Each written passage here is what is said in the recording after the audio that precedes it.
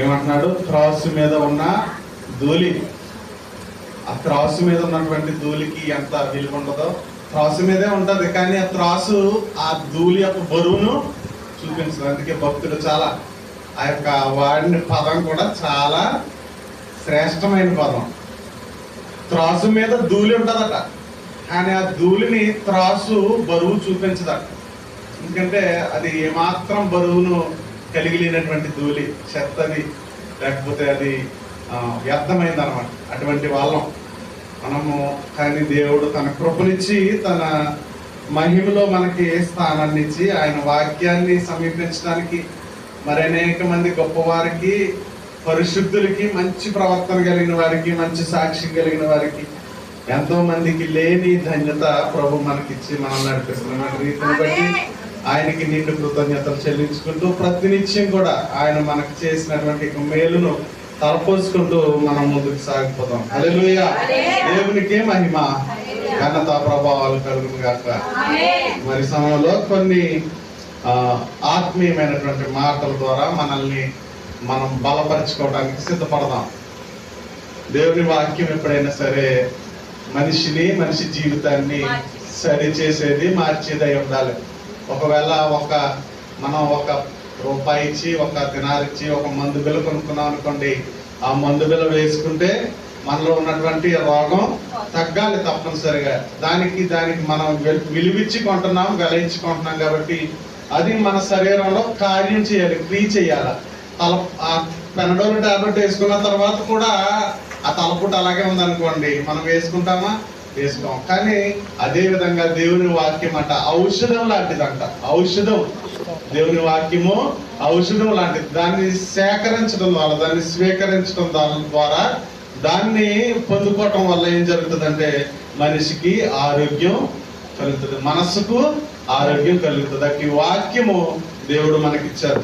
ఆ యొక్క వాక్యం ద్వారా మనల్ని మనము సరి చేసుకున్నాం. రాత్రి కాలాన మనం మాట్లాడుకున్నాం కదా, నీ ఎదురుగుండా నిలబడి మాట్లాడుతున్న వారు ఎవరన్నది నీకు అనవసరం, కానీ నీతో మాట్లాడుతున్నది మాత్రం వాక్యం. ఆ రోజు ఆ నయమాన్తో చెప్పింది, ఒక దాసి పిల్ల, ఒక పని చేసుకోవడానికి వచ్చిన పిల్ల, వాళ్ళు ఇస్తే తినేటువంటి ఒక దీనురాలైనటువంటి పిల్ల అంటా ఉంది.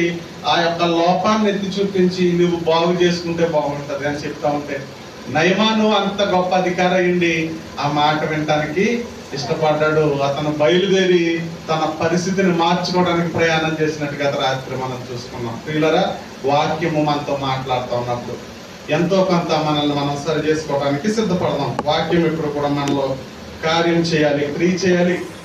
ఏదో మిమ్మల్ని సంతోష పెట్టాలనో, ఇక్కడ కొంచెం సేపు మిమ్మల్ని ఎంటర్టైన్ చేయాలనో, మిమ్మల్ని సంతోషకరమైన మాటలు చెప్పి మిమ్మల్ని పొంగజేసి వేరే ఏదో చేయాలని కాదు, కానీ వాక్యం ద్వారా మీతో దేవుని యొక్క మాటలను పంచుకోవాలని ఆశతో ఇక్కడ నిలబడున్నాం. ఇది దేవుని మహిమార్థమే జరుగుతున్నటువంటి ప్రయత్నం. సరే, మంచిది ప్రియులరా. మనము గతంలో చెప్పుకున్న రీతిగా మనము తామారు గురించి ఈరోజు మరి ఇక్కడ ధ్యానం చేసుకుందాం. ఆదికాండ గ్రంథం నుంచి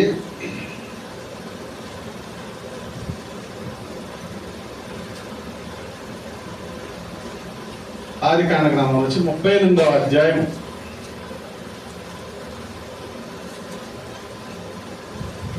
38వ అధ్యాయము 6వ వచనం నుంచి తామారు యొక్క వృత్తాంతం వ్రాయబడి ఉంది. చూడండి, ఈ వృత్తాంతము మరి చదువుతూ ఉంటే అది మనసుకును కొన్ని సాంప్రదాయాలకును అతీతంగా కనిపించవచ్చు, కానీ వారు తమ యొక్క జీవితాలను, వారు తీసుకున్న నిర్ణయాలను, వారు చేసినటువంటి త్యాగాలను మనం అలవరుచుకునే ద్వారా, వారు చేసినటువంటి యొక్క పని వెనక వారి యొక్క ఉద్దేశం ఎలాంటిదో, ఎంత మహత్తరమైనటువంటి ఆలోచనలు ఉన్నాయో మరి తర్వాత మనం ధ్యానం చేసుకుందాం.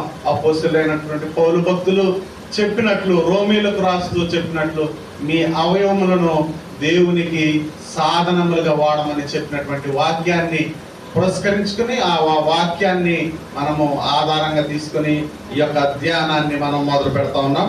మరి ఆ యొక్క అనుసంధాన వాక్యాన్ని కూడా తర్వాత చదువుకుందాం. మొదటిగా తామారు యొక్క వృత్తాంతాన్ని ఒకసారి చదువుకోవడానికి ప్రయత్నం చేద్దాం. యూదా తన పెద్ద కుమారుడైనటువంటి ఏరునకు తామారు అనేటువంటి ఒక అమ్మాయిని ఇచ్చి పెళ్లి చేశారు.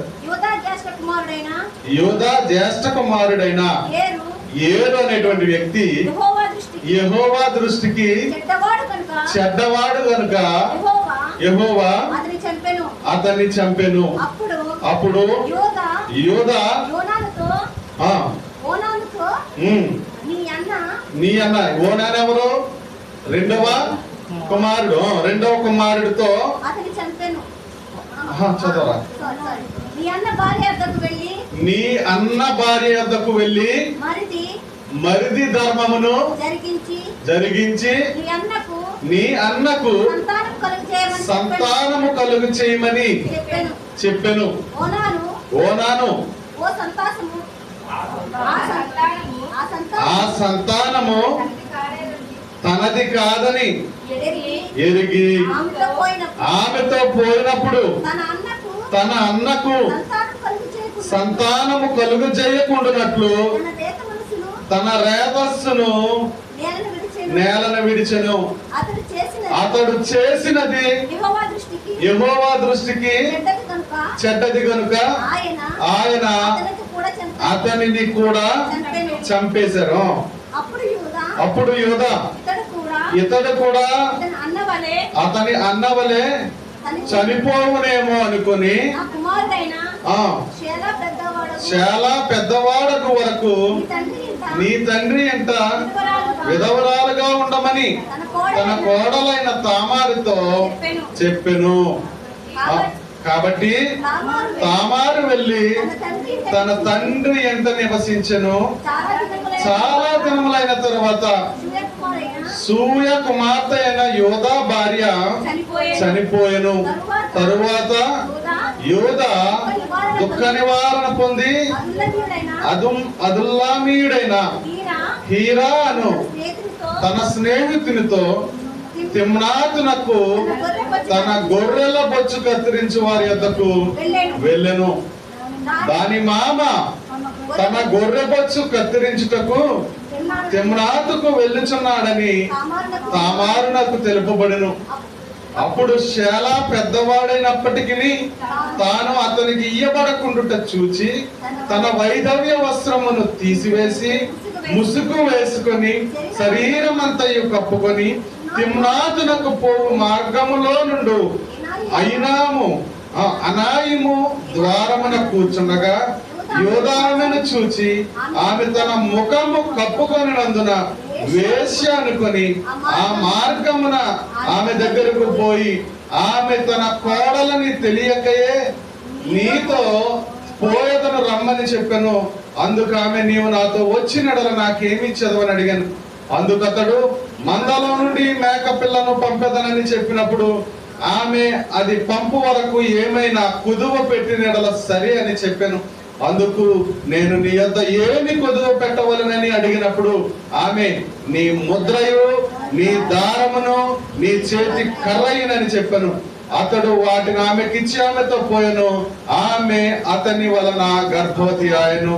అప్పుడు ఆమె లేచిపోయి తన ముసుగు తీసివేసి తన వైధవ్య వస్త్రమును తిరిగి మరలా వేసుకొనెను.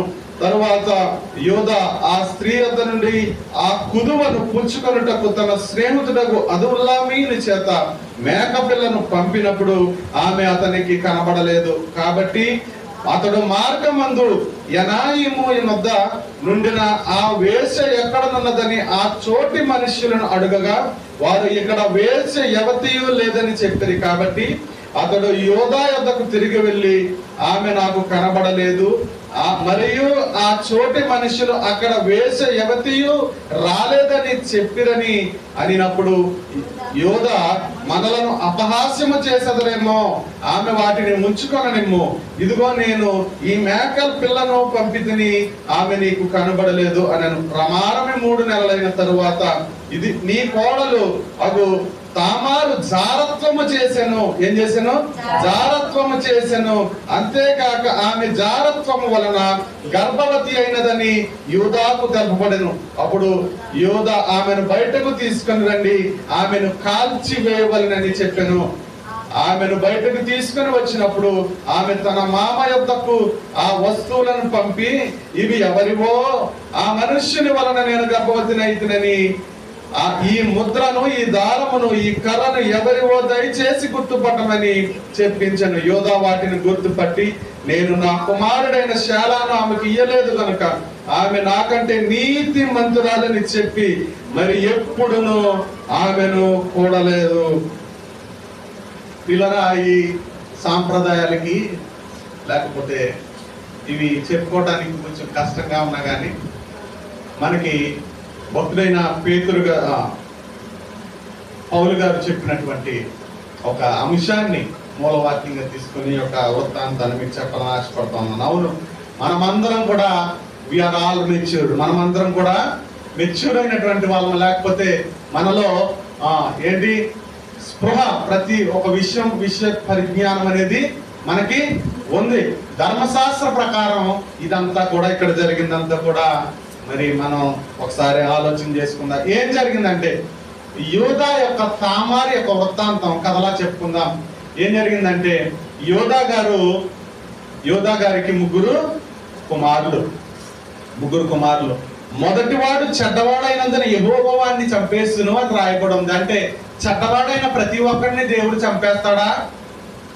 మరి ఎందుకు యోధా విషయంలో అలా జరిగింది?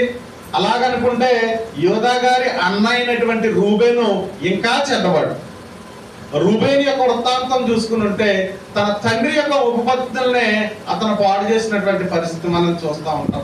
ఇలాంటి దుర్మార్గతలు అంతకు ముందు చోటు చేసుకున్నా కానీ దేవుడు యోధా వరకు వచ్చేసరికి ఎందుకంత కఠినమైనటువంటి నిర్ణయాలు తీసుకున్నారంటే, యోధా నుంచి రాజదండం బయటకు వస్తుందని వాగ్దానం ఉంది. అబ్రహాముతో దేవుడు వాగ్దానం చేసినప్పుడు, నీ గర్భవాసము నుండి అభిషక్తుడుగా నేను పుడతానని దేవుడు అబ్రహాముతో వాగ్దానం చేశారు. అబ్రహాము కుమారుడు ఇస్సాకు, ఇస్సాకు కుమారుడు యాకోబు, యాకోబు కుమారుల్లో మూడోవాడు యోధా నుంచి దేవుని యొక్క ప్రభువు యొక్క పుట్టుగా జరగాలి. కాబట్టి ప్రభువు యొక్క తండ్రుల వరసలో ఉండేవాడు ఆషామషివాడై ఉండకూడదు, మంచి ప్రవర్తన గలవాడై ఉండాలి. కాబట్టి దేవుడు తాను ఇష్టపడలేదన్నమాట ఎవరిని తనకు తండ్రిగా చేసుకోవడానికి ఒక దుర్మార్గత కలిగినటువంటి వ్యక్తిని ఇష్టపడక వాడిని తప్పించారు దేవుడు. అయితే రెండవ వాడిని, ఇప్పుడు ఆమెకు తామారికి వివాహం జరిగింది. యోధా యొక్క పెద్ద కుమారుడికి ఇచ్చి పెళ్లి చేశారు. పెద్ద కుమారుడి యొక్క ప్రవర్తన మంచిది కాదు, వాడు యెహోవా దృష్టికి మంచిగా ప్రవర్తించట్లేదు. కాబట్టి దేవుడు వాడిని తీసేశారు. తీసేసిన తర్వాత మరి ఇప్పుడు ఏంటి,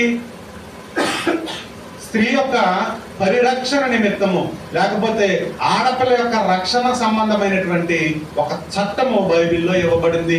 ఇప్పుడు కుమార్తెను తీసుకొచ్చావు, పెళ్లి చేసావు, పెళ్లి చేసిన తర్వాత ఆమె భర్త చనిపోయాడు, ఆమె వయసులో ఉంది, వైధవ్యంలో ఉంది, ఆమెను అలా విడిచిపెట్టేయాలా? ఆమె బ్రతకంతా అలా ఉండాలా? లేదు. అత్త ఇంటి వారే ఆమె గురించినటువంటి శ్రద్ధను తీసుకోవాలి. నీ కుమారుడికి ఒక ఆమెను బయట నుంచి తీసుకొచ్చావంటే అర్థం ఏంటంటే, నీ యొక్క వంశాన్ని, లేకపోతే నీ యొక్క విత్తనములో నుంచి మరొక విత్తనాన్ని తీసుకుని ఇంకొక విత్తనాన్ని తయారు చేయడానికి ఇట్స్ ఏ ప్రొడక్షన్ అన్నమాట. ప్రొడక్షన్. ఏమన్నారు దేవుడు? ఏమన్నాడు ఆదిలో? మీరు ఫలించి అభివృద్ధి పొంది భూమిని నిండించమని చెప్పారు. ఇది వంశాలుగా వస్తానే ఉంది. అయితే యోధా వంశం నుంచి పుట్టినటువంటి వాడు యోధా యొక్క విత్తనాన్ని మోసుకుని వెళ్ళాలి. చూసారా మనం మరి యేసుప్రభు వారి పుట్టు గురించి చదివినప్పుడు మత్తయి సువార్తలో యోధా నుంచే తీసుకుంటాడు మొత్తం అంతా. చివరికి దావీదు నుంచి దావీదు కుమారుడిగా యేసుప్రభు వారు పుట్టినట్లు, యేసేపు కుమారుడిగా యేసుప్రభు పుట్టినట్లు చూపిస్తూ ఉంటారు. వంశము చాలా ప్రాధాన్యమైనది. వంశాన్ని నిలబెట్టుకోవాలి. వంశం లేకపోతే వాళ్ళని ఏమంటారంటే వెలివేయబడిన జనము, లేకపోతే సమరయులు అంటారు. వంశం లేకపోతే ఎక్కడన్నా కనుక తండ్రి తర్వాత తండ్రి అలాగ తాతల నుంచి కొన్ని తరాల, ఇంచుమించు 40 తరాల వంశ చరిత్ర యేసు ప్రభువుకు ఉంది. మనకి కనీసం ఎన్ని వంశాలు తెలుసు? మా తండ్రి గారి పేరు తెలుసు, వారి తండ్రి గారి పేరు తెలుసు, వారి తండ్రి గారి పేరు తెలుసు, వారి తండ్రి గారి పేరు నాకు తెలియదు. కానీ యేసు ప్రభు వారి వంశవాళ్ళ దగ్గరికి వచ్చినప్పటికీ 40 తరాల గురించి చెప్పాడు. ఆదాము నుంచి కూడా తీసుకొచ్చేసాడు, సృష్టి మొదటి నుంచి తీసుకొచ్చేసాడు యేసు ప్రభు వంశాన్ని. ఎందుకంటే యేసు ప్రభు వంశానికి అంత పటిష్టమైనటువంటి వాల్యూ ఇవ్వబడింది. యోధా అనేవాడు యేసు ప్రభు యొక్క వంశానికి కర్తగా ఉండాలని దేవుని యొక్క నిర్ణయం. కాబట్టి యోధా పొట్టన పుట్టినటువంటి పెద్ద కుమారుడు సరైన వాడు కాదు. సో వాడిని దేవుడు తీసేసిన తర్వాత ఆ మామగారు ఏం చేశారంటే, అమ్మా మరి నీ భర్త గారు చనిపోయారు కదా, మరి నా యొక్క వంశాన్ని ముందుకు తీసుకెళ్ళవలసినటువంటి నా పెద్ద కుమారుడు చనిపోయాడు తల్లి, నిన్ను విధవగా నేను త్రోసివేయకూడదు, ఇది దేవుని యొక్క చిత్తం కాదు. కాబట్టి నీవు ఇప్పుడు ఏం చేయాలంటే నా 2వ కుమారుడిని వివాహం చేసుకోవాలని ఆమె దగ్గర సమ్మతి తీసుకుని కుమారుడితో 2వ కుమారుడితో చెప్పాడు, ఒరే నాన్న, నీ అన్న నా యొక్క వంశాన్ని, అంటే తండ్రిని నేను, నా కుమారుడైనటువంటి వాడు నా వంశాన్ని ముందుకు తీసుకెళ్ళాలి. మరి నీ అన్న చనిపోయాడు కాబట్టి నెక్స్ట్ ప్లేస్ లో నీవు ఉన్నావు, నీ వెళ్ళి ఆ యొక్క ఆమె విధవరాలని భార్యగా చేసుకుని నీవు నీ అన్నకి సంతానాన్ని ఇప్పుడు పుట్టబోయేటువంటి బిడ్డ నీ బిడ్డ కాదు, ఇది నా వంశము, నీ అన్న ద్వారా అంటే జ్యేష్ఠుని ద్వారా ఎదరికి తీసుకెళ్ళాలి. వాడు లేడు కాబట్టి వాడి స్థానంలో వాడి భార్య ద్వారా అనగా నీ వదిన ద్వారా, మరిది ధర్మము. గుర్తుంచుకోండి, ఇది శరీర వాంఛలు తీర్చుకోవడానికో కోరికలు తీర్చుకోవడానికో చేసేటువంటి పని కాదు. నిజానికి ఈ యొక్క సంపర్కం అనేది, తల్లులారా దయచేసి మీరందరూ నాకు తల్లులు లాంటి వారు, నాకంటే వయసులోను అన్ని విషయాలు అనుభవాల్లోను అన్నింటిలోనూ పెద్దవారే, మీకు చెప్పేటువంటి జ్ఞానం కానీ అంత అనుభవం కానీ నాకు లేవు. కానీ చెప్తున్నాను, ఈ యొక్క స్త్రీ పురుషుల యొక్క సంయోగము సంపర్కం అనేది శరీర వాంఛలను తీర్చుకోవాలని యొక్క దేవుని యొక్క ఉద్దేశము కాదు. ఇది నిజానికి ఈ రోజుల్లో ఈ యొక్క జ్ఞానము పెడదారిని పట్టేసింది. ఈవెన్ స్కూల్స్ లో కానీ పాఠశాలలో కానీ దీని గురించినటువంటి అవేర్నెస్ లేకుండా పోయింది. యవనస్తులు అనుకుంటా ఉన్నారు తమకు ఇవ్వబడినటువంటి అవయవాలు ఏవైతే ఉన్నాయో అవి సరదాలు తీర్చుకోవడానికి, కోరికలు తీర్చుకోవడానికి ఇవ్వబడిన అవయవాలని అనుకుంటా ఉన్నారు. నిజానికి మనకి ఇవ్వబడినటువంటి అవయవాలు మన కోరికలు తీర్చుకుంటా కాదు ప్రియులారా, ఇది దేవుని యొక్క చిత్తమును నెరవేర్చడానికి మనకు దేవుని ద్వారా ఇవ్వబడినటువంటి అవయవాలని మీరు గుర్తించాలి. నీ శరీరం నీది కాదు, దేవుడు నీకు ఏర్పాటు చేసినటువంటి ఒక యంత్రం అది. ఆ యంత్రము ఎవరైతే తయారు చేశారో ఆ తయారు చేసిన వాడి యొక్క ఉత్తర్వుల మేరకు పని చేయాలి. భక్తుడైనటువంటి ఆ యొక్క పౌరు భక్తులు చెప్తున్నటువంటి ఆ మాటను ఒకసారి మనము చదువుకున్నాం. రోమీయులకు రాసినటువంటి పత్రికలో, రోమీయులకు రాసినటువంటి పత్రిక 6వ అధ్యాయము 17వ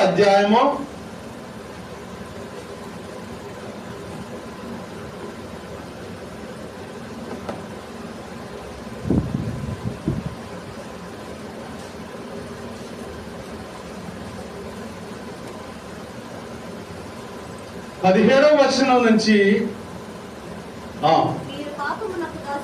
మీరు పాపమునకు దాసులయుంటిరి గాని ఏ ఉపదేశ క్రమమునకు మీరు అప్పగింపబడితిరో దానికి హృదయపూర్వకముగా లోబడిన వారై పాపము నుండి విమోచింపబడి నీతికి దాసులైరి. ఇందుకు దేవునికి స్తోత్రం.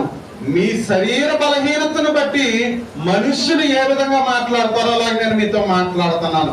ఏమనగా నేను మాట్లాడాలనుకున్నది ఏంటంటే, అక్రమము చేయుటకును, దయచేసి అందరూ వినాలి, అక్రమము చేయుటకును అంటే క్రమము కాని కార్యములు చేయటానికి, దేవుని చిత్తము కానటువంటి, దేవుని ఉద్దేశము కానటువంటి అక్రమము చేయుటకును, అపవిత్రతకును, అక్రమమునకును మీ అవయవములను, ఏంటంట మీ అవయవాలు అంటే ఏంటి? మన శరీర భాగాలు, అవయవములను దాసులుగా ఎలాగో అప్పగించితిరో అలాగే పరిశుద్ధత కలుగుటకై ఇప్పుడు మీ అవయవములను నీతికి దాసులుగా అప్పగించండి. ఒకప్పుడంట మనమంట మన యొక్క శరీర అవయవాలను, మన దేహపు అవయవాలను పాపానికి అప్పగించేసామంట. ఎందుకు పాపానికి అప్పగించేసామంటే మనకి ఇవ్వబడినటువంటి ప్రతి అవయవాన్ని మనల్ని సంతోషపెట్టడానికి మనం ఉపయోగించాం కాబట్టి అది దేవుని దృష్టిలో పాపమై ఉంది. మీరు ఇంతకు ముందు ఓపెన్ గా చెప్పాలంటే, ఇంతకు ముందు మీకు ఇవ్వబడినటువంటి అవయవాలను ఉపయోగించుకుని మీరు ఎలాగా మీ సొంత కార్యాలు జరుపుకున్నారో ఇక మీదట అలా కాదు. అదే అవయవాలను ఇప్పుడు ఏం చేయాలంటే పరిశుద్ధత కలగడానికి అప్పగించండి అంటా ఉన్నారు. అర్థమైందండి? అవే అవయవాలు ఇంతకు ముందు మన కళ్ళు కొన్ని దుర్మార్గమైన కార్యాలు చూసి సంతోషించడానికి కళ్ళను అప్పగించేసాం. కానీ ఇప్పుడు ఆ కళ్ళను దేనికి అప్పగించాలంటే పరిశుద్ధ గ్రంథంలో దేవుడు వ్రాయించినటువంటి అద్భుత కార్యాలు చూడటానికి, లేదా దేవుని యొక్క గొప్ప ఆ యొక్క ఉన్నతమైనటువంటి కార్యాలు చూడటానికి మన యొక్క కళ్ళను అప్పగించుకో. భక్తుడు పాడుతుంటాడు కదా, ప్రభు యేసు నా రక్షక నొసగు కన్నులు నాకు నిరతము నిన్ను చూడ. ప్రభు యేసు నా రక్షక నొసగు కన్నులు నాకు నిరతము నిన్ను చూడ. అల్ఫయు నీవే ఒమేగయు నీవే, అల్ఫయు నీవే ఒమేగయు నీవే. ప్రభు యేసు నా రక్షక నొసగు కన్నులు నాకు నిరతము నిన్ను చూడ. ఎరిగినే పడిపోతిని యేసుని గాయముస్తే ప్రీతిని. ఎరిగినే పడిపోతిని యేసుని గాయముస్తే ప్రీతిని. పుష్పించేదిని మోసపోయితిని దాసుడ నిన్ను చూడను. మోసపోతిని దృష్టి చేతిని దాసుడ నిన్ను చూడను. ప్రభు యేసు నా రక్షక నొసగు కన్నులు నాకు నిరతము నిన్ను చూడ. ప్రియుడైన యోహాను పద్మాసులో ప్రియమైన యేసు నీ స్వరూపము. ప్రియుడైన యోహాను పద్మాసులో ప్రియమైన యేసు నీ స్వరూపము. ప్రియమార చూసి ప్రభురంజుడయ్యే ప్రియ ప్రభు నిన్ను చూడను. ప్రియమార చూసి ప్రభురంజుడయ్యే ప్రియ ప్రభు నిన్ను చూడను. ప్రభు యేసు నా రక్షక నొసగు కన్నులు నాకు నిరతము నిన్ను చూడ. నా కన్నులు ఇంతకు ముందు దుర్మార్గతను లేకపోతే లోక సంబంధమైన వాటిని చూడటానికి నా కళ్ళను నేను అప్పగించాను. కానీ ప్రభువా ఇప్పుడు నా కళ్ళను నిన్ను చూడనేమో. ఆ యొక్క యోహాను ఎలాగా ఆ యొక్క దర్శనములో నిన్ను చూడగలిగాడో అలాంటి చూపు నాకు దయచేయమని భక్తులు పడ్డాడు. ప్రియులారా, ఇంతకు మునుపు మన అవయవాలను మనం దేనికి అప్పగించున్నాం? మనకు ఇవ్వబడినటువంటి ప్రతి అవయవమును గురించి అది ఎందుకు ఇవ్వబడిందో మనం తెలుసుకుని ఉండాలి. ఇది క్రైస్తవుడు ప్రతి ఒక్కడు అవును ఒకప్పుడు నాకు ఇవ్వబడినటువంటి అవయవాలతో నా యొక్క సంతోషం కొరకు నా అవయవాలను నేను పాడు చేసుకున్నాను. కానీ ప్రభువు నాకు అవి ఎందుకు ఇచ్చాడో తెలుసుకున్న తర్వాత నేను వాటిని ఆయన కొరకు ఉపయోగించు. నా కడుపు నిండితే చాలనుకుని నా ఇష్టమైనటువంటి పదార్థాలతో నేను నా కడుపు నింపుకొని సంతోషపడిన తర్వాత అదే కడుపును నా ప్రభు కొరకు కాల్చుకుంటే నా ప్రభు నా ముందు అద్భుతాలు జరిగించడని నా కడుపును నేను దానికోసం సిద్ధపరచుకున్నాను. హల్లెలూయా. నా కాళ్ళను దుర్మార్గత వైపు పరిగెత్తించి ఎంతో సంతోషపడినటువంటి నేను నా ప్రభు యొక్క ఉద్దేశం తెలుసుకున్న తర్వాత నాకు ఇవ్వబడినటువంటి పాదాలు నా సొంత కోరికలు తీర్చడానికి కాదు, ఆయన కొరకు పరుగులు ఎత్తడానికి అని తెలుసుకున్న తర్వాత ఆయన కొరకు పరుగులు ఎత్తడం మొదలు పెట్టాను. ప్రభువు వేసిన ప్రతి అడుగును విజయం వైపు నడిపిస్తా ఉన్నాను. ఇందుకు నేనే సాక్షి ప్రియులారా. అవును, నేను అన్ని రకాలుగా చెడిపోయి పడిపోయిన వాడిని, అన్ని రకాలుగాను ఏ మాత్రం పరిశుద్ధత కూడా ఉన్నవాడిని కాదు. కానీ అలాంటి కుళ్ళిపోయినటువంటి నన్ను ప్రభువు మరలా తిరిగి చేరదీశాడు. హల్లెలూయా.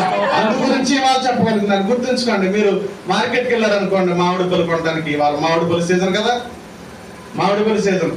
ఏం చేస్తారు మీరు వెళ్ళిన తర్వాత? మంచి బంగిని పళ్ళు మామిడి పళ్ళు తీసుకుని, మచ్చ కూడా లేనటువంటి పళ్ళు తీసుకుని చక్కగా సంచిలో వేసుకుంటారు కదా. వాడు రేట్ అన్నాడు అనుకో, వాడు 100 రూపాయలు, ఇప్పుడు 100 రూపాయలు ఎక్కడ వస్తుంది, 500 అన్నాడు అనుకో. 500 అంటే ఆ గుంపులో ఉన్న పెద్దవి, ఆ గుంపులో ఉన్న మంచివి, ఆ గుంపులో ఉన్న మెరిసేవి మీరు తీసుకుంటారా తీసుకోరా? ఎందుకంటే మీరు we have to get the best, మనం పే చేస్తాం. కానీ నా విషయానికి వస్తే అన్ని మంచి పళ్ళను పక్కన పెట్టి కుళ్ళిపోయిన మచ్చలు ఉన్నటువంటి పండును తీసుకుని సంచిలో వేసుకున్నాడు నా ప్రభు. వెళ్ళలేనిది, పడేయవలసింది నన్ను తీసుకుని ప్రభువు మచ్చలున్నా సరే, డాగులున్నా సరే, నాయన నిన్ను రుచిగా మారుస్తానని తీసుకొచ్చి అనేక మందికి నా డాగులను మచ్చలను కప్పి నా రుచిని మాత్రం చూపిస్తాను. అది ప్రభు యొక్క గొప్పతనం. వీళ్ళరా, ఏ రకంగానో ఆయన ముందు అతిశయపడేటువంటి కారణాలు ఏమీ లేవు. ఒకప్పుడు నా అవయవాలన్నీ కూడా నేను నా సొంత కోరికల కొరకు నేను ఉపయోగించుకున్నవాడిని. నా తెలివితేటలన్నీ కూడా నేను మోసపోవటానికే ఉపయోగించుకున్నాను. కానీ ఇవాళ దేవుడు తన ఉద్దేశాలు బయలుపరచబడిన తర్వాత నేను మార్చుకోవడానికి సిద్ధపడ్డాను. అవును, కొన్ని సందర్భాల్లో గాఢాంధకారపు లోయల గుండా వెళ్ళవలసి వచ్చింది. వెళ్ళాను, ప్రభువుని అడిగాను, అయ్యా తిరిగి వచ్చే అవకాశం ఉంటే ఒక్క అవకాశం నాకు అని ప్రభువుని అడిగాను. ప్రభువుని అనిపిస్తున్నాను. ప్రియులారా, మన అవయవాలను ఎలా ఉపయోగించుకుంటున్నాం? మన అవయవాలను, మన కళ్ళను, మన చూపును, మన నడకను, మనకి ఇవ్వబడినటువంటి శక్తిని ప్రతి ఒక్కరూ మన అవయవాలు ఎందుకు ఇవ్వబడినాయో మనం తెలుసుకోవాలి. మన పిల్లలకి చెప్పాలి. ఎవరు అనుకుంటా ఉంటారు, ఈ అందము నాకు మత్తెక్కించే అందం. ఏమంటారు? పాటలు పాడుతుంటారు కదా, మరి సినిమాల్లో, సీరియల్ అన్ని అవే పాటలు. ఎంత అందంగా ఉన్నావే, నిన్ను చూసి దాకా తెలియదంటే వాడికి అందమందని పాపం, అలాంటి పాటలు కదా. కానీ అలాంటి అందగత్తి ఒక ఆవిడ తన జాతి రక్షణ కొరకు తన అందాన్ని ఉపయోగించింది. ఎవరు? హల్లెలూయా. అందగత్తివే నువ్వు, కానీ నీ అందం దేనికి ఉపయోగపడాలి? నీ జాతి మీద పడుతున్నటువంటి ఆ యొక్క ఆపదను తప్పించడానికి నీ అందం ఉపయోగించగలిగావా? మనకి ఇవ్వబడినటువంటి అవయవాలు.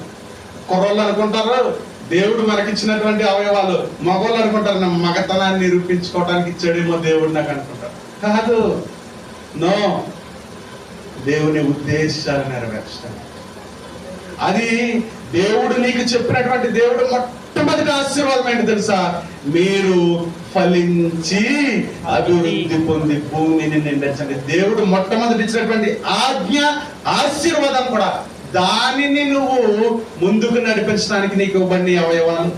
మనం చెప్పాలి, యవన కుమార్తెలకు చెప్పాలి, అమ్మా నీకు ఇవ్వబడినటువంటి అవయవాలు నిన్ను నువ్వు తృప్తిపరచుకోవడానికి కాదు, అది ఒక మహోత్తరమైనటువంటి అవయవం. అది దేవుడు నీకు ప్రత్యేకంగా ఈ భూమి మీదకి ఒక నూతనమైనటువంటి జీవిని ఉద్భవింప చేయడానికి దేవుడు నీకు ఇచ్చినటువంటి అవయవం.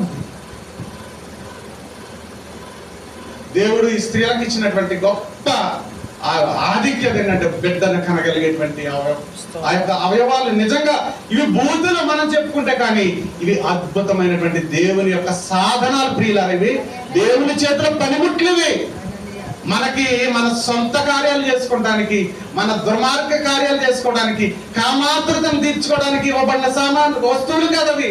దేవుని యొక్క కార్యాలు చేయడానికి ఉపయోగించినటువంటి చెప్పాలి. మనం యవన కుమార్తెలకు చెప్పాలమ్మా, ఇది అద్భుతం, నీకు దేవుడిచ్చినటువంటి ఆధిక్యత ఇది. నీవు ఒక బిడ్డను భూమి మీదకి తీసుకురాగలవు, దీనిని సరైన స్థితిలో వాడగలిగి. మరియమ్మ ఆ రోజుల్లో యోధా కుమార్తెలందరూ కూడా, యోధా వంశం నుంచి యేసు ప్రభు పుడతాడంటే ఇశ్రాయేలు పిల్లలందరూ కుమార్తెలందరూ కూడా ఏంటి, కన్యక వ్రతం చేసేవారంట. యెఫ్తా కుమార్తె ఏం చేసింది, అమ్మ నువ్వు చనిపోతావు, నీ తండ్రి నేను బలి చేయాలంటే ఏం చేస్తావుంది, నేను కన్యాత్వం గురించి అంగలార్చాలి. కన్యగా వారు సమర్పించుకునేవారంట కుమార్తెలు. ఎందుకంటే యేసు రక్షకుడు అనేవాడు నా కడుపులో నుంచి పుట్టాలి. దేవుడు నాకు గర్భ సంచిని ఇచ్చాడు, బిడ్డను మోయగలిగేటువంటి సంచిని దేవుడు నాకు అవయంగా ఇచ్చాడు, దీనిని వ్యర్థంగా పోకూడదు. ఒక లోక రక్షకుడి నా గర్భవాసమున రావాలని వారు తమ యొక్క అవయవాలను దేవుని కొరకు త్యాగం చేసేవారు. అది దేవుడు నీకు ఎందుకు ఇవ్వబడ్డ మనిషి జన్మ. ఈ 2 కాళ్ళు, 2 చేతులు, ఈ ముక్కు, ఈ కళ్ళు, ఇవన్నీ కూడా దేవుడు ప్రతి ఒక్క ఆ ఉద్దేశము చెప్పిన పని చేయాలని ఆయన నిర్మించాడు. హల్లెలూయా, హల్లెలూయా. కళ్ళు ఎందుకు ఇచ్చాడంటే ఆయనను చూడాలి, నోరు ఎందుకు ఇచ్చాడంటే ఆయనను స్తుతించాలి, ఆయన గురించి ప్రకటించాలి. కాళ్ళు ఎందుకు ఇచ్చాడంటే ఆయన గురించి నీవు నడవాలి. క్రైస్తవుడిగా ఇది తెలుసుకున్నప్పుడు మనం పరిపూర్ణమైనటువంటి వైరాగ్యంలోకి వెళ్తాం. ఈ లోక సంబంధమైనటువంటి వేటి మీద మనకి ఆశ ఉండదు. నిత్యము నా అవయవాలను ఉపయోగించి చూడండి. ఒక అందమైన అమ్మాయింది అనుకోండి, లేకపోతే ఒక చక్కని ఒక రాజుగారు ఉన్నారు, ఒక రాణిగారు ఉన్నారు. రాణిగారు ఏం ఆలోచనతో ఉంటారు, నా రాజుని ఏ విధంగా సంతోషపెట్టాలి, నా ప్రియుణ్ణి ఏ విధంగా సంతోషపెట్టాలి, అతనిని నా అందం చేత ఎలాగ లోలుగా చేయాలి, ఎలాగ నా బానిసగా చేసుకోవాలి, నా యొక్క సౌష్ఠవం చేత, లేకపోతే నాకు అందం చేత, నాకు ఉన్నటువంటి సౌందర్యం చేత అతను ఎలాగ తృప్తిపరచాలని ఏ విధంగా ఒక రాణి లేకపోతే ఒక భార్య భర్త గురించి ఆలోచిస్తుందో, అదే విధంగా మనము మన ప్రియుడైనటువంటి మన ప్రభువుని, మన రక్షణకర్త, మన సృష్టికర్త అయినటువంటి మన దేవుణ్ణి ఎలాగ సంతోషపెట్టాలి మన అవయవాలను ఉపయోగించి. మరియా తన దగ్గర ఒకటే ఉంది. తన దగ్గర ఏముందంటే పరిశుద్ధత, కన్యాత్వం ఉన్నాయి. తన పరిశుద్ధతను, కన్యాత్వాన్ని ప్రభువుకి ఇచ్చేసింది. ఆయన ఆమె గర్భము ద్వారా వచ్చేసాడు. ఇవాళ తల్లులందరిలోనూ గొప్ప తల్లిగా మరియమ్మ తల్లి పొగడబడతా ఉందా? ఆమె యొక్క అవయవాల్ని ఆమె తన యొక్క కోరికల నిమిత్తం ఇవ్వదు. అదే తామారు గురించి మనం ఇవాళ చూడబోతా ఉన్నాం. తామారు భర్తని కోల్పోయింది.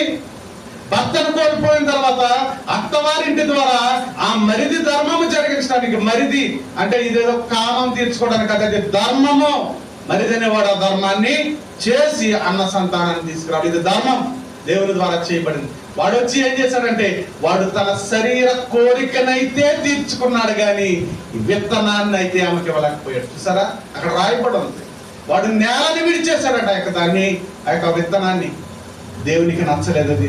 తన కోరికను మాత్రమే తీర్చుకోవడానికి తన అవయవాన్ని ఉపయోగించుకున్నాడు.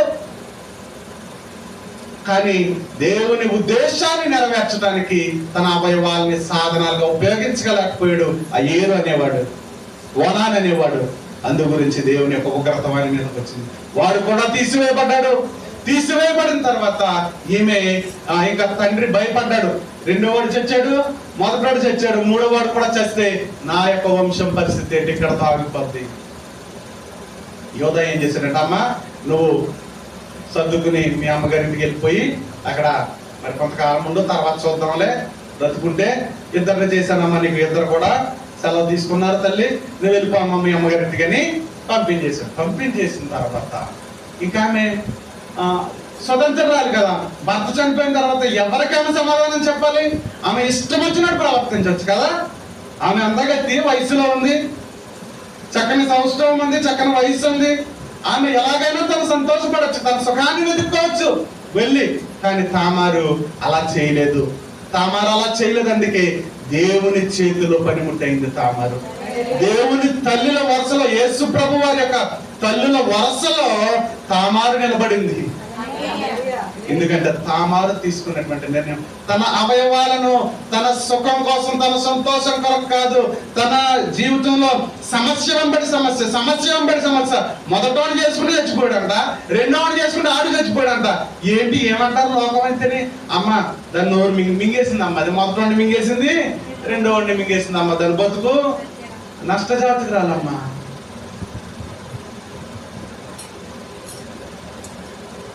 దేవుడు సమస్య వెంబడి సమస్య ఎదురవుతున్నప్పుడు దేవుని చిత్తం ఏంటో కనుక్కోగలిగింది తామారు. సమస్యలో దేవుని చిత్తాన్ని వెతకగలిగింది తామారు. అందుకే యేసుక్రీస్తు వారి తల్లుల వరుసలో నిలబడింది. తండ్రుల వరుసలో ఇద్దరు వస్తే దేవుడు అలా పక్కకి గెంటేశాడు. ఎందుకో తెలుసా? వారి ప్రవర్తన సరైంది కాదు, కానీ తామారుని తీసుకొచ్చి తల్లుల వరుసలో పెట్టేసుకున్నాడు ప్రభు. ఎందుకంటే ఆమె తీసుకున్నటువంటి నిర్ణయం, నా అవయవాలు నా సంతోషం కొరకు కాదు, నేను నిర్మించబడింది, నాకు ఇవ్వబడినటువంటి ఈ అవయవాలు ఏవైతే ఉన్నాయో, నాకు ఇవ్వబడినటువంటి యొక్క నా శరీర అవయవాలు ఏవైతే ఉన్నాయో అవి నా సొంతానికి వాడకూడదు. ఇది ఈ యోధా యొక్క విత్తనాన్ని బయటకు తీసుకురావాలి. ఎందుకంటే యోధా నుంచే రక్షకుడు వస్తాడని వాగ్దానం ఇవ్వబడింది. అప్పుడు ఆలోచన చేస్తా ఉంది తామారు. సరే, ఇప్పుడు యోధా యొక్క వంశం అక్కడతో ఆగిపోయింది. యోధా చిన్న కుమారుడు ఇంకా పెద్దోడయ్యాడు, కానీ వాడికి నన్ను ఇంకా ఇవ్వలేదు.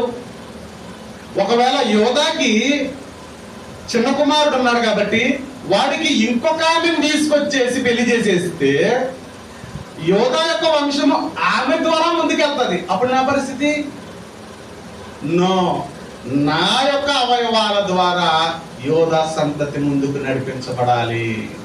యోధా అనగా స్తుతి. అది యోధా అనగా స్తుతి. నేను పాడాల పాట అని మనం వెనక్కి బిడియంతో కూర్చుంటాం. లేదు, నువ్వు పాడకపోతే ఎవరో వచ్చి పాడేస్తారు. కాబట్టి వారెవరో పొందుకోవడం ఏంటి దీవెనలు?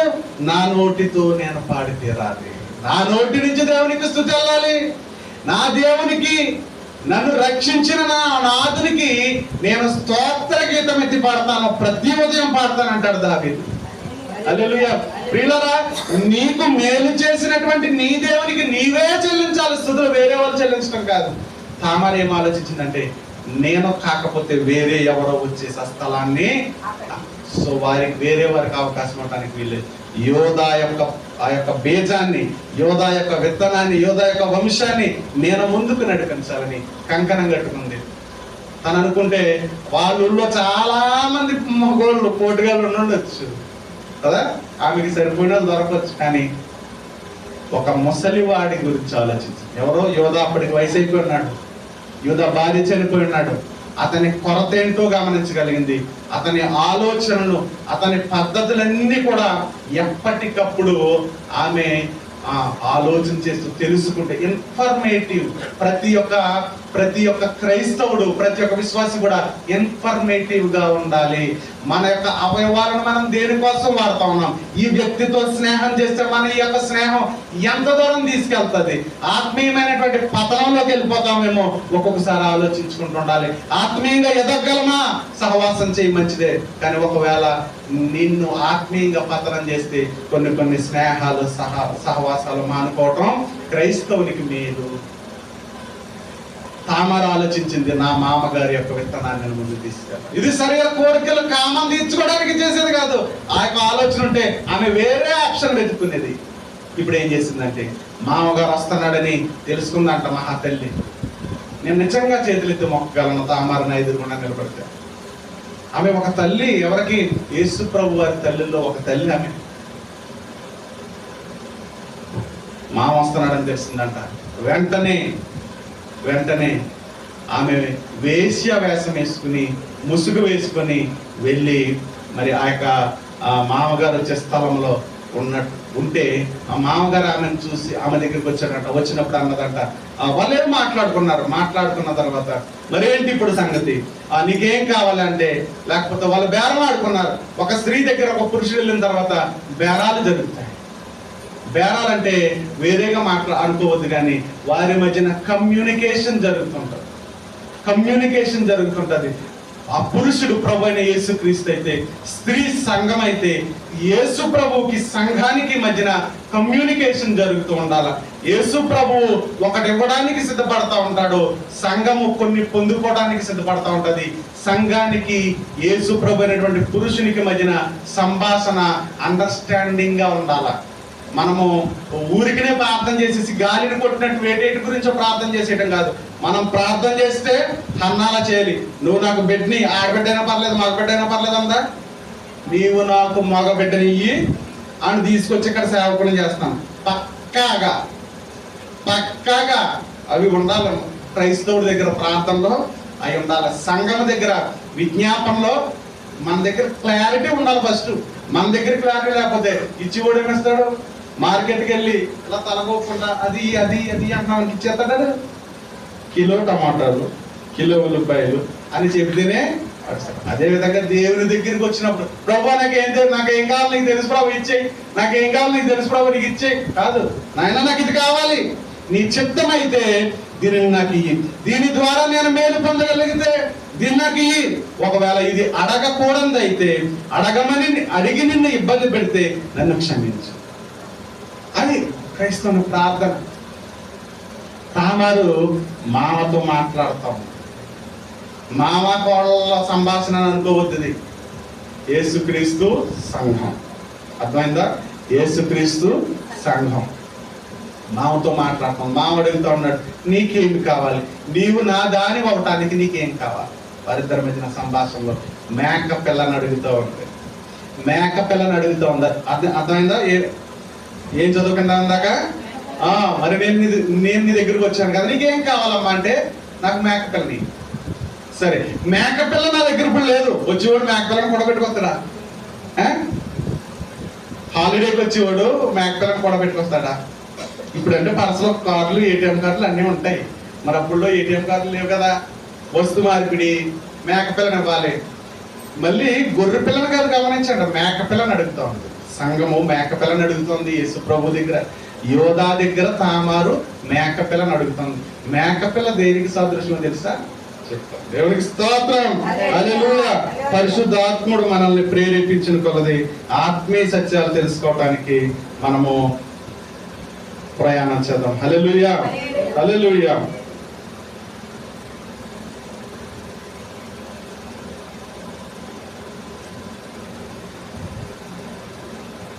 లేవి కాండం నుంచి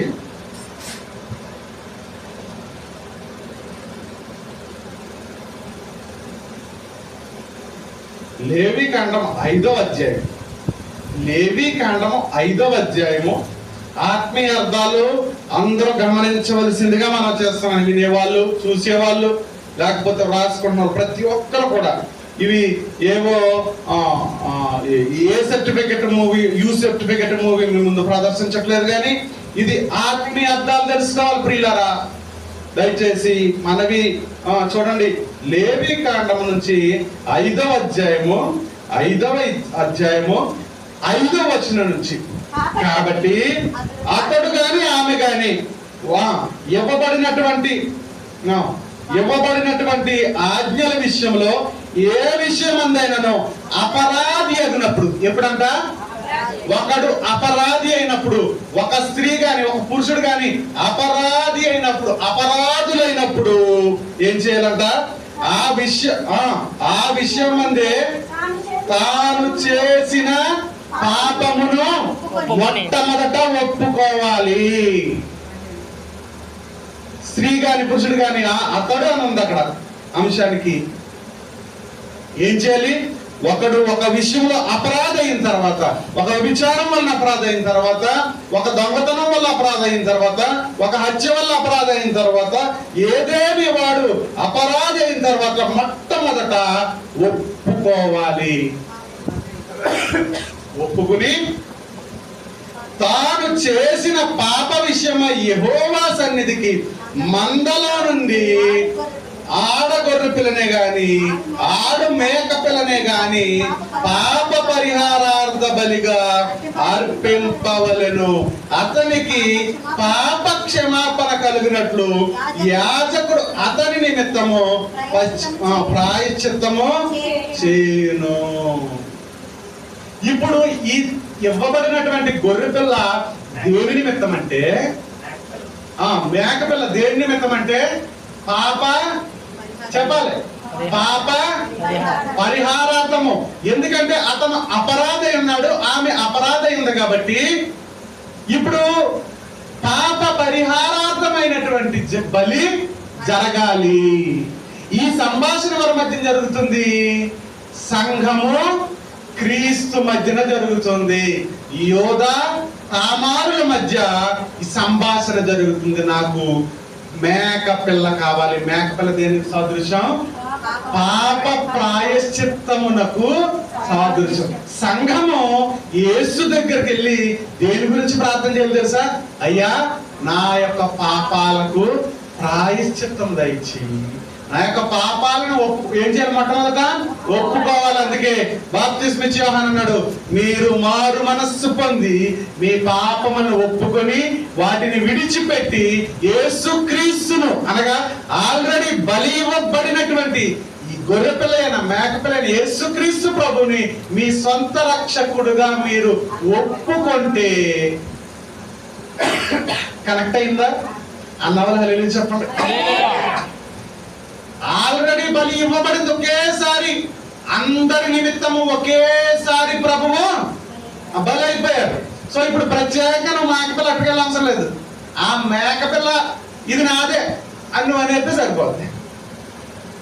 ఈ సంఘానికి ఈ క్రీస్తుకు జరుగుతున్నటువంటి సంభాషణ ఎలా జరగాలంటే పాప ప్రాయశ్చిత్తం నిమిత్తమై జరుగుతూ ఉండాలి.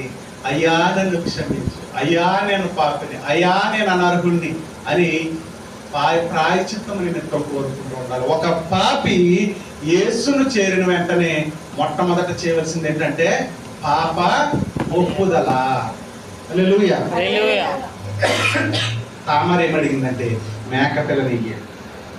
ఓకే, మేకపిల్లని ఇస్తాను, కానీ మరి మేకపిల్ల ఇప్పుడు అవైలబుల్గా లేదు. ఏం చేయాలి? మేకపిల్లను నువ్వు పంపించే వరకు నీ చేతికున్న ఉంగరం ఇవ్వాలి.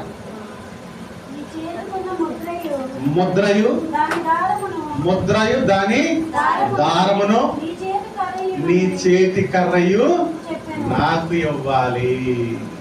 ఒక పాపి యేసు ప్రభు దగ్గరికి వచ్చిన వెంటనే ఒక్కసారిగా మారిపోతుందా? వాడు మారాలంటే ఏం కావాలంటే మొట్టమొదటి వాడికి వాక్యము ప్రకటించబడాలి. అందుకే దుడ్డి కర్ర అడుగుతుంది. దుడ్డు కర్ర దేనికి సాదృశ్యం అంటే వాక్యానికి సాదృశ్యం. నీ దుడ్డు కర్రయు నీ దండమును నన్ను ఆదరించును. కోల్పోయినటువంటి పరిస్థితుల్లో, నష్టపోయినటువంటి పరిస్థితుల్లో, బ్రతుకు చెదిరిపోయినటువంటి పరిస్థితుల్లో ఆ దుడ్డు కర్ర ఏం చేస్తుందంట? ఆదరిస్తా ఉందంట. నీ దుడ్డు కర్ర నాకు కావాలి, నీ దుడ్డు కర్ర నాకు కావాలి. ఇప్పుడు దాకా నేను 2 సార్లు మోసపరచబడ్డాను. నీ పెద్ద కొడుకు అంటే అంటలేదు, మనసులో అనుకుంటుంది, నువ్వు పెద్ద కొడుకుని ఇస్తానని ఇచ్చావు మావా, అడి చచ్చాడు. 2వ కొడుకుని ఇచ్చావు అనుకున్నాను, ఆడు కూడా వాడుకుని వదిలేసి వెళ్ళిపోయాడు. 3వ కొడుకుని ఇవ్వటానికి ఇష్టపడలేదు. నేను 3 సార్లు నేను చేత మోసపరచబడ్డాను, 4వ సారి నేను మోసపరచబడ్డాను. నీ దుడ్డు కర్ర నాకు ఇచ్చాడు. అందుకే దేవుడు ప్రత్యక్షమైనప్పుడు ఎవరు యాకోబు అంటాడో, నువ్వు ఇప్పుడు ఆశీర్వదిస్తేనే కానీ విడిచిపెట్టను. ఇప్పుడు వెళ్ళిపోయావంటే మళ్ళీ నాకు దొరకవు, ఇప్పుడు వెళ్ళిపోతున్నా మళ్ళీ నాకు దొరకవు. నువ్వు నన్ను ఆశీర్వదిస్తేనే కానీ నేను విడిచిపెట్టను బాబా. నీ కాలు అట్టుకున్నాడు, వెళ్ళిపోతున్నా మళ్ళీ దొరకవు బాబు నాకు. అది అలాగా విశ్వాసి ప్రార్థన చేసినప్పుడు అంట, ఇదే నా చివరి దినము, చివరి క్షణము, ఈ క్షణం తర్వాత నేను ఉంటానో ఉండనో అన్నట్టు ప్రార్థన చేయాలంట. అప్పుడే నెరవేరుతాయి. చూద్దాంలా ప్రభు, నీకు ఇష్టం వచ్చినప్పుడు, నాకు ఇష్టం వచ్చినప్పుడు నేను మందిరానికి వస్తాను అనుకుంటా. ఇదే నా చివరి దినము, చివరి మెట్లో ఉన్నాను, నీవు పట్టుకోకపోతే పడిపోతాను ప్రభు అన్నట్టు ప్రార్థన చేయాలి. ఇంకో మరొక అవకాశం ఉందన్నట్టు ఎప్పుడు మనం ప్రార్థన చేయకూడదు. నాయన నాకు జరిగి తీరాలి, ఇప్పుడే ఆమె అంటుంది, ఇప్పుడే నీ దుడ్డు కర్ర నాకు ఇచ్చేయి. ఆ దుడ్డు కర్ర ఆదరించింది. 2వది ఏంటంట? చేతి ముద్ర అంటే ముద్ర ఎక్కడ ఉంటుంది అంటే ఉంగరం ఉంటుంది. ఇద్దరికి ఇశ్రాయేలీయులకి వారు ఉంగరం, ఆ ఉంగరానికి ఒక రాయి ఉంటుంది. 12 గోత్రాలకి 12 రాయిలు. దేవుని చిత్తం అయితే యాజకుని ఎబోదు గురించి మనం రాత్రి సోదరుడు మాట్లాడన్నప్పుడు ఎవరు మధు గారు అన్న యాజకుడికి కింద గంటలు ఉంటాయా, ఏమి ఉంటాయి, ఆ స్ట్రక్చర్ ఏంటి అన్నప్పుడు ఒక్కసారిగా యాజకుని వస్త్రం నాకు మదిలో మెదిలింది. దేవుని చిత్తం అయితే దీన్ని అవన్నీ మీకు చెప్తాను. ఇది ఏంటంటే ఇది ప్రోమో అనమాట. హల్లెలూయా. ప్రోమో రాబోయే దినాల్లో యాజకుని వస్త్రాలు అందులో ఉన్న మర్మాలు చెప్పుకుందాం. ఇప్పుడు ఏమడిగింది? ఈ దుడ్డు కర్ర అయిపోయింది. ఇప్పుడు ఏంటంట? ముద్ర అంటే ఉంగరము, దాని దారము. ముద్ర వలన వచ్చేటువంటి దానం. ఈ ఉంగరం దేనికి గుర్తు అంటే వారసత్వానికి గుర్తు. ఎందరైతే ఆయనను అంగీకరించారో వారందరినీ కూడా తన కుమారులుగాను కుమార్తెలుగాను ఆయన వారసత్వమును అనుగ్రహించారంట. ఇప్పుడు ఈ యొక్క తామారు యోగా సొంతం అయిపోయిన తర్వాత ఆమెకు వారసత్వం కావాలా? మనం ఇంకనూ పాపులమై ఉండగానే, మనం ఇంకనూ నాశనంలో ఉండగానే మనల్ని నిత్య రాజ్య వారసత్వానికి వారసులుగా చేయడానికి యేసు ప్రభువు తన యొక్క రాజరికాన్ని విడిచిపెట్టి భూమి మీదకి వచ్చేసాడు. హల్లెలూయా. అంటే అప్పటికి రక్షించబడిపోలేదు మనం ఇంకా రక్షించబడకముందే, మనం ఇంకా పాపంలో ఉండగానే ప్రభు చనిపోయాడు మన కోసం కదా. అర్థమవుతుందా? ఇంకా గొర్రె పిల్ల మేక పిల్ల ఇంకా సీన్లోకి రాలేదు, కానీ వారసత్వాన్ని మాత్రం పుచ్చుకుంటా ఉంది. ముద్ర తీసుకుంటా ఉంది, ముద్ర తీసుకుంటుంది, ఉంగరం తీసుకున్న తర్వాత అయిపోయింది, వెళ్ళిపోయారు. అక్కడ సీన్ కట్ చేస్తే ఇంకా మనం ఆ సీన్ లోపలికి వెళ్ళదు. ఆ సీన్ అక్కడ కట్ చేసేస్తే 3 నెలల తర్వాత ఈమె గర్భవతిని. అదేంటి ఒక్కసారి కలిగి పిల్లలు ఆమె కన్సీవ్ అయిపోయిందంట. అది దేవుని ఉద్దేశం కదా, అది అలా జరిగి తీరాలి. అది దేవుని యొక్క ఉద్దేశం. ప్రియులారా, ఉద్దేశం, అది దేవుని ఉద్దేశం. లోతు కుమార్తెలు అంతకుముందు భర్తలతో కాపురాలు చేశారు, వాళ్ళు అప్పుడు బిడ్డలు పుట్టలేదు. కానీ దేవుని ఉద్దేశం ద్వారా వాళ్ళు ఒక కార్యం చేశారు. అప్పుడు వాళ్ళు వెంటనే ఇది గర్భఫలము యెహోవా ఇచ్చు బహుమానము మాత్రమే. అది నీ యొక్క ఘనత కాదు, అది నీ యొక్క అవయవాలను, నీ యొక్క శరీర భాగాల్ని ఉపయోగించడం వల్ల నువ్వు పొందుకున్న బోనస్ కాదు. It's a gift of God. అర్థమైందా? దేవుడు బహుమానాన్ని వెంటనే ఆమె యొక్క ఉదరంలో పెట్టడం జరిగింది. ఆమె గర్భవతి అయిందని తెలిసిన వెంటనే యోధాకి ఎక్కడ లేని కోపం వచ్చేసింది. దాన్ని బయటికి తీసుకురండి, ఆ దౌర్భాగ్యురాల్ని ఇప్పుడే తగలబెట్టేస్తాను, కిరసనాలేసి అంటున్నాడట. మరి అంతకుముందు ఈయన కూడా అదే స్థితిలో ఉండొచ్చాడు కదా, ఈయన చేసింది ఎవరికి తెలియలేదా? ఒక్కొక్కసారి ఎదుటోళ్ళ తప్పులు మనకు కనిపించినప్పుడు చాలా కోపం వచ్చేది. అలాంటప్పుడు ఆలోచించుకోవాలి, మనము కూడా ఒకప్పుడు ఆ స్థితిలో ఉన్నవాడు. ఆ రోజు దొరకలేదు కాబట్టి వాళ్ళు దొరల్లో ఉన్నాము. ఆ రోజు దొరుకుంటే రాలే కదా. దేవునికి స్తోత్రం. ఆయన తన యందు భయభక్తులు గల వారి ఎడల ఎలా జాలిపడతారంట? తండ్రి తన కుమారుడు ఎలా జాలిపడినట్లు ఆయన తన యందు భయభక్తులు గల వారి ఎడల జాలిపడి. ఎందుకంటే మన బిడ్డ తప్పు చేసింది అనుకో, మన ఊరందరినీ కాకేసి పంచాయతీ పెడతామా? ఈ తప్పు చేసింది రండి రాళ్ళు ఇచ్చి కొట్టనట, దాచుకుంటా. అమ్మా ఇప్పుడు చేయకూడదు, అలా చేయకూడదని. అలాగే ప్రభు కూడా ఒకవేళ నేను తప్పిదాల్లో వెళ్తా ఉన్నప్పుడు ఆయన కడుపులో దాచుకున్నాడే గాని ఏ రోజు నన్ను బయట ఆరాయలేదు. ఆయన దగ్గర ప్రైవసీ ఉంది, నీకు కావలసినంత ప్రైవసీ ఉంది. నువ్వు వేలు ముద్ర ఎత్తారు కదా ఓపెన్ యూ హ్యావ్ ప్రైవసీ. మన దుర్మార్గాలను ప్రభు ఎప్పుడు బయట పెట్టాడు, మన మంచిదనాన్ని చూపించుంటాడు లోకానికి. ఒకవేళ మనం నా దుర్మార్గతను కనుక ప్రభు బయట పెట్టుండే ఒక్కరెక్కడ కూర్చుండి ఉండేవారు కాదు. దేవునికి స్తోత్రం. ప్రభు ఎప్పుడు మన మాధుర్యాన్ని బయట పెడతాడు. మనలో ఉన్న విషయాన్ని అంతనే ఆయన స్వీకరించేశాడు. హల్లెలూయా. మనం పక్క వెళ్తున్నాం. దేవునికి స్తోత్రం.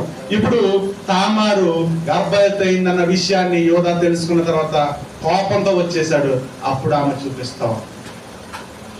చూపిస్తా ఉంది, దండాన్ని చూపిస్తా ఉంది. శిక్ష వచ్చినప్పుడు సమస్య వచ్చినప్పుడు, అపాయం వచ్చినప్పుడు ఉపాయము లేని వారము ఎక్కడ ఇవ్వబడ్డాయి ఉపాయాలంటే పరిశుద్ధ గ్రంథంలో ఇవ్వబడ్డాయి. ఒకవేళ మనము తప్పుదము చేయకపోయినా మన మీదకి నిందలు వచ్చినప్పుడు, మనము నష్టాల పాలవుతూ ఉన్నప్పుడు, మనం సమస్యలకు లోనవుతూ ఉన్నప్పుడు, సమస్యల నుంచి తప్పించడానికి మనం ఏం తీసుకున్నాం? మన ప్రియుడి దగ్గర మన ప్రార్థనలో ఏమి చేసుకున్నాం? దండాన్ని పుచ్చేసుకున్నాం. నీ దుడ్డు కర్రయు నీ దండము నన్ను అది నిన్ను తప్పిస్తుంది. హల్లెలూయా. ఆయన వాక్యములో మనకి బోల్డన్ని రెమెడీస్ రాసించేశాడు. ఎలా తప్పించుకోండి, ఎలా తప్పించుకోండి, ఈ జ్ఞానం కలిగి ఉన్నాడు. అయితే ఇప్పుడు అదే దుడ్డు కర్రను పంపిస్తా ఉంది. అయ్యా, నువ్వు ఇచ్చినటువంటి వాగ్దానం ఇదిగో, ఆనాడు నేను నీ దగ్గర నీవు నేను కలిసి చేసుకున్నటువంటి ఒప్పందం ఇదిగో, నీ సన్నిధికి వచ్చి నేను నీ సన్నిధిలో మోకరించినప్పుడు నీవు నాకు ఇచ్చిన వాగ్దానం ఇదిగో, ఇదిగో ఇప్పుడు ఎలా జరుగుతుంది, నాకు సమాధానం దయచేయమని ఆ రోజు సంఘం ప్రార్థన చేస్తుంది. అర్థమవుతుందా? మీరు కనెక్ట్ అవుతున్నారా? దానికి కనెక్ట్ అవ్వట్లేదా? హల్లెలూయా. నేనైతే చాలా అద్భుతంగా ఫీల్ అవుతా ఉన్నాను ప్రియులారా. సంఘము ప్రార్థనలో దేవుని యొక్క వాగ్దానాలను పొందుకోవాలి. అది తామారు ఆ యొక్క యోధా దగ్గర దుడ్డు కర్ర పొందినట్లు. హల్లెలూయా, హల్లెలూయా. నీవు రేపన్న నాడు సమస్యలు వచ్చినప్పుడు దేవుని వాగ్దానాలు ఎత్తుపట్టుకుని ప్రార్థన చెయ్యా, ఇదిగో అడిగితే ఇస్తానన్నావు, ఎందుకేమో ఇదిగో నీ నామ మహిమ నిమిత్తమై అడుగుతూ ఉన్నాను, ఇయ్యి. అర్హతలు చూస్తున్నావా నాయనా? ఇదిగో నీ నామాన్ని కనపరచడానికి ఒక్క 10 మందిని బాబు. త్రోసివేయబడ్డాను, సిగ్గుపరచబడ్డాను, పనికి రాని వాళ్ళని త్రోసివేయబడ్డాను, అందరి చేత వెలువేయబడ్డాను. ఒక్క 10 మందిని నీ నామ మహిమ నిమిత్తం 10 మందిని నాయన, ఇదిగో నీ నామ మహిమ నిమిత్తం ఏది అడిగినా ఇస్తాను కదా, నీ పని కోసం ముందుకు వెళ్తాను, చెయ్యి అంటే ఇదిగో చేసి చూపించాడు. హల్లెలూయా, హల్లెలూయా. వాగ్దానాలు పుచ్చుకోవాలి మనం ప్రార్థనలో. వెళ్ళి పని పాట లేకున్నట్టు కొంతమంది మీటింగ్స్ ప్రియుడు ప్రియురాలు కలుసుకుంటారు, చెప్పు అంటాడు. నువ్వు చెప్పు, ఇది చెప్పే, ఎన్ని చెప్పులు చెప్పుకోవడం ఉండవు. కానీ ప్రియుడి దగ్గరికి వెళ్ళినప్పుడు చెప్పేసుకోవాలా, హల్లెలూయా, మాట్లాడేసుకోవాలా, సంభాషించుకోవాలా, మనసు విప్పి మాట్లాడేసుకోవాలా. తామారు నిర్ధారణ కలిగినటువంటి వ్యక్తి, పక్క ప్లాన్ అన్నమాట. సో ఆమె దగ్గర దుడ్డు కర్ర ఉంది. ఇప్పుడు సమస్య వచ్చి పడింది, శిక్ష వచ్చేస్తున్న మీదకి, అగ్నితో కాలు చేస్తాడు. ఇక మామ పంపించింది దుడ్డు కర్ర. ఫస్ట్ ఎవరితో చూడు మామ, వెంటనే కరిగిపోయాడట. నువ్వు వాగ్దానాలు ఎత్తి ప్రార్థన చేస్తే ప్రభువు కూడా అలా కరిగిపోతాడు. అవును, నేను వాగ్దానం చేశాను ఇవ్వకుండా ఉంటానా? ఇశ్రాయేలీలు ఐగుప్తు దేశంలో 400 సంవత్సరాలు బంధించబడినప్పుడు దేవుడు అబ్రహాముకు చేసిన వాగ్దానాన్ని జ్ఞాపకం చేసుకున్నాడు. ఎందుకంటే వారు 7 దేవుని సన్నిధికి చేరారు. శిక్షలో ఉన్నప్పుడు, సమస్యలో ఉన్నప్పుడు, బాధలో ఉన్నప్పుడు నీవు ప్రార్థన చేస్తే ఆయన తన వాగ్దానాన్ని జ్ఞాపకం చేసుకుంటాడు. ఎలాగంటే యోధా జ్ఞాపకం చేసుకున్నాడు. అవును, నేను ఆ రోజు నా దుర్దిగాన్ని ఇచ్చాను, నా వారసత్వాన్ని ఇచ్చాను, మేక పిల్లనిస్తానన్నాను, కానీ మేక పిల్లని కాదు. దేవుడు ఏం చేశాడంటే లోక పాపములు మోసుకెళ్ళేటువంటి దేవుడి గొర్రె పిల్లని ఆవిడ కడుపు పెట్టేశాడు. హల్లెలూయా. నిజానికి ఆవిడ కడుపును పుట్టింది పెరుసు, యేసు ప్రభు కాదు. కానీ ఆ వంశాన్ని లాక్కొని రావడానికి లింక్ అక్కడ పక్కన తెగిపోలేదు, దాన్ని ఎదురక నడిపించాడు. ఇప్పుడు యేసు ప్రభు తల్లిగా తామారు ఆ వరసలో ఉండిపోయిందంటే ఆమె మేక పిల్లని అడిగింది కానీ గొర్రె పిల్లని ఇచ్చాడని లాస్ట్ టైం ప్రభువులో చెప్పుకున్నాం మనం కదా. ఆమె కోరుకున్నది పాప క్షమాపణ, కానీ పాప క్షమాపణ మేక పిల్లను కోరుకుంది. మేక పిల్ల దేనికి సాదృశ్యం అనుకున్నామండి రాంబాబు గారు? ప్రాయశ్చిత్తానికి, పాప క్షమ. అయ్యో తప్పు చేశాను ఆయన క్షమించు అంటే నీవు నాతో పాటు పరదేశంలో ఉండు అన్నాడు యేసయ్య దొంగని. హల్లెలూయా. వారసత్వాన్ని ఇచ్చేసాడు. క్షమాపణ మాత్రమే కాదు, హల్లెలూయా, తామారు కోరుకున్నది, సంఘము కోరుకున్నది పాప క్షమాపణ మాత్రమే. కానీ ప్రభు అయిన యేసుక్రీస్తు యోధా ప్రియుడు ఏమి ఇచ్చేసాడంటే పరలోక రాజ్యంలో వారసత్వం ఇచ్చేసాడు. హల్లెలూయా. ఇది వారసత్వపు కలయిక. దేవుని కొరకు నీ అవయవాలను, దేవుని కొరకు నీకివ్వబడినటువంటి శరీరాన్ని ఆ దేవుని కొరకు పనిముట్టుగా వాడితే నీవు దేవుని రాజ్యంలో వారసత్వాన్ని సంపాదించుకుంటావు. తామారు తన యొక్క అవయవాలను దేవుని పని కొరకు వాడింది. మరియమ్మ తన యొక్క అవయవాలను దేవుని పని కొరకు వాడింది కాబట్టి వాళ్ళు ఇవాళ ప్రశంసించబడతాం. మన అవయవాలను మనం దేని కొరకు వాడుతా ఉన్నాం? కొన్ని నిమిషాలు మన నిద్రను మనం ఆపుకోగలుగుతున్నామా? కొన్ని నిమిషాలు మన యొక్క శరీరాన్ని మనం ప్రభు కొరకు కష్టపెట్టగలుగుతున్నామా? కొన్ని నిమిషాలు మనకి ఇవ్వబడినటువంటి మన ఈ యొక్క వనరులను ప్రభువు కొరకు ఖర్చు పెట్టగలుగుతూ ఉన్నామా? నిజానికి ఒకవేళ నీకున్న వస్తువులు, నీకున్న శక్తి, నీకున్న బలము, నీకున్న ఫేము, నీకున్న నేము ఇవన్నీ లోకంలో వాడితే ఖర్చు అయిపోతాయేమో కానీ ప్రభువు కోసం వాడితే అవి రెట్టింపు అవుతాయి. నువ్వు ఖర్చు పెట్టే కొలది రెట్టింపు అయ్యేది ప్రభువు దగ్గరే. హల్లెలూయా, హల్లెలూయా. సంఘం అనేటువంటి తామారు యేసు అనేటువంటి యోధ ప్రియుని దగ్గర పాపక్షమాపణ ప్రాయశ్చిత్తం కోరుకుంటే ప్రభువు, అంటే మేకపిల్లను కోరుకుంటే ప్రభువు తనకు తానే నీ పాపాలను తన మీద వేసుకొని బలి అయ్యేటువంటి గొర్రె పిల్లగా ఈ యొక్క భూమి మీదకి వచ్చి నీ పాపాలన్నింటిని మోసాడు. అందుకే మనం పెట్టుకున్న పేరేంటే మేకపిల్లని అడిగింది కానీ గొర్రె పిల్ల ఇవ్వబడింది.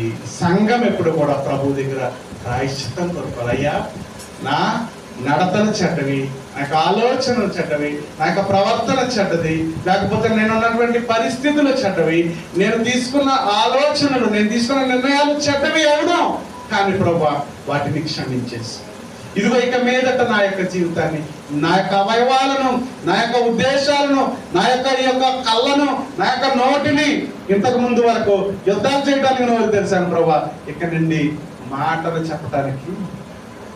అందుకే పౌలు అనుభవంతో చెప్తాడు. అంతకు ముందు ఏం చేసేవాడు? కొట్టడానికి వెళ్ళేవాడు, సంఘాలను హింసించడానికి వెళ్ళేవాడు. సంఘాలను మాట్లాడుతుంటే అతను చట్టం మాట్లాడితే ఎవడు తప్పించుకోలేకపోయేవాడంట. అంత మాటకారి అపోస్తుడైనటువంటి పౌలు సౌలుగా ఉన్నప్పుడు సంఘాలను బాధ పెట్టేవాడు. అదే దేవునిలోకి మారిన తర్వాత తన యొక్క జ్ఞానాన్ని, తన యొక్క అవయవాల్ని ప్రభువు కోసం సజీవ యాగముగా, మీ శరీరమును సజీవ యాగముగా, సజీవ యాగముగా నీచెదవా, నీవిచెదవా, సమర్పణ చేయుము ప్రభువునకు, నీ దేహము ధనము సమయమున, సమర్పణ చేయుము ప్రభువునకు, నీ దేహము ధనము సమయమున. ప్రభుని ప్రేమించిన పేదలను, ప్రభుని ప్రేమించిన మార్గనగా, ప్రభుని ప్రేమించిన పేదలను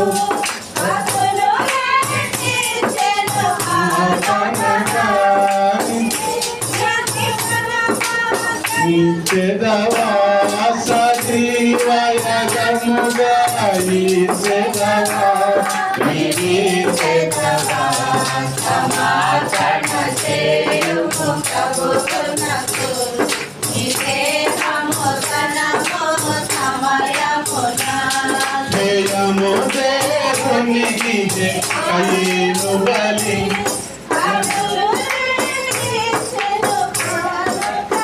ప్రియము దేవునికి హేబేలు బలి, ప్రియము కాయను నియాసనము. చాలు చాలు, అంత త్వరగా గుర్తుకురావు. కయ్యను బలికి హేబేలు బలికి కూడా మర్మం ఇదే. కయ్యను బలికి హేబేలు బలికి కూడా మర్మం ఇదే. ఇక్కడ ఉన్న మర్మమే. గొర్రె పిల్ల, ఆ యొక్క పంట మర్మం దేవుని చెప్పిన తర్వాత చెప్తాను. అన్ని ఒకేసారి చెప్పేస్తే మెమరీ ఏమవుతుంది? తీసుకోవాలి. దేవుని స్తోత్రం, హల్లెలూయా. మనం ఇవాళ తెలుసుకున్నటువంటి పాఠం ఏంటంటే, తామర ఎవరమ్మా? సంఘము. యోధ ఎవరమ్మా? ప్రియుడైన క్రీస్తు. వాళ్ళ మధ్యన జరిగినటువంటి ఆ యొక్క యాక్టివిటీ ఏముందో, ఆ యాక్టివిటీ ఏముందో అన్యథా భావించద్దు. అది మనకు క్షేమం కాదు, కానీ ఇది సంఘానికి క్రీస్తుకు మధ్య జరగవలసినటువంటి ఆ యొక్క అద్భుతమైన ఏకత్వం, ఆ యొక్క పరిగ్రహణం అవ్వాలన్నమాట. సొంతమైపోవాలా, ప్రభువుని పొందేసుకోవాలా. మా యొక్క ఈ యొక్క దేహ సంబంధమైనటువంటి పురుషుడు నశిస్తూ ఉన్నా కానీ అంతరంగ పురుషుని నింపేసుకోవాలన్నమాట ప్రభువుని. సంఘం తామారు గుర్తు. మరి మన అవయవాలను దేని కొరకు ఉపయోగిస్తూ ఉన్నాం? దేవుని మహిమ కొరకు, దేవుని గణపరిచేవుగా మన అవయవాలు ఉన్నాయా? దేవునికి సజీవ యాగముగా నీ యొక్క అవయవాలను సమర్పించండి అని పౌలు చెప్తా ఉన్నాడు. అవును, పౌలు సమర్పించాడు. అనేక మంది తమ యొక్క దేహాలను, తమ యొక్క అవయవాలను దేవుని కోసం సమర్పించిన వాళ్ళు, అద్భుతంగా దేవుని చేతులు వెలిగిన వాళ్ళు ఉన్నారు. మోషేకి పెళ్ళయింది, మోషేకి బిడ్డలు ఉన్నారు. దేవుని పని కొరకు పిలువబడిన తర్వాత ఇంకా బిడ్డలు లేరు, భార్య లేదు, వేరే ఆలోచనే లేదు. వాళ్ళు కొడితే కొట్టించుకోవడం, తిడితే తిట్టించుకోవడం, వాళ్ళతో పాటు ఎడారిలోనే ప్రయాణం, సమర్పించేసుకోవడం అన్నమాట. ఇంకా వైరాగ్యమేగా. ఒక్కసారి ఆ చెయ్యి విడిచి ఈ చెయ్యి పట్టుకున్న తర్వాత ఇంకా దాని మీద వైరాగ్యమే. అలాగనే ఎవరిని విడిచిపెట్టేసుకోమంటలేదు. దేవుని స్తోత్రం కలిగిన గాక. అది మనకు ఇవ్వబడినటువంటి సిలువ. ఆ సిలువ మోస్తూనే ఉండాలి, ఈయన చెయ్యి పట్టుకుని వెళ్తానే ఉండాలి. ప్రతి ఒక్కరు మీ సిలువను ఎత్తుకోండి. హల్లెలూయా. ఐదు సిలువలను గుర్తుంచుకోండి. హల్లెలూయా.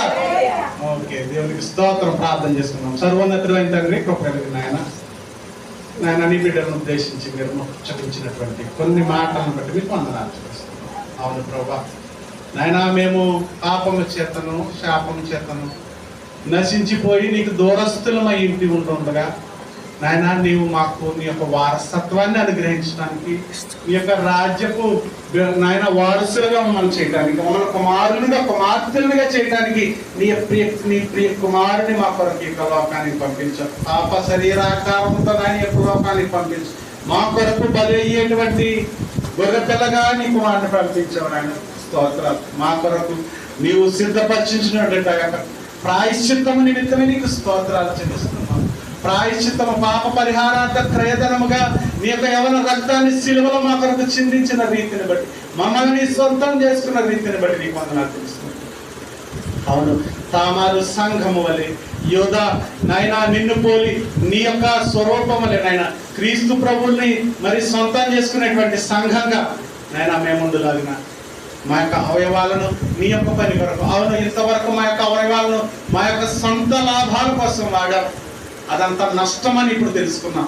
అయినా మా యొక్క ఈ అవయవాలను నీ పని కొరకు వాడి నీ చేత మేము ప్రశంసించబడేటువంటి వారిగా ఉండటానికి కృప చూపించమని పలకబడినటువంటి ప్రతి మాటను కృప పొదిగి మీ బిడ్డల జీవితాల్లో వారి ఆత్మీయ రక్షణార్థమై బలం నిమిత్తమై వాటిని సమకూర్చి నడిపించమని యేసు నామమున ప్రార్థన నడుచున్నాము పరమ తండ్రి. ఆమేన్.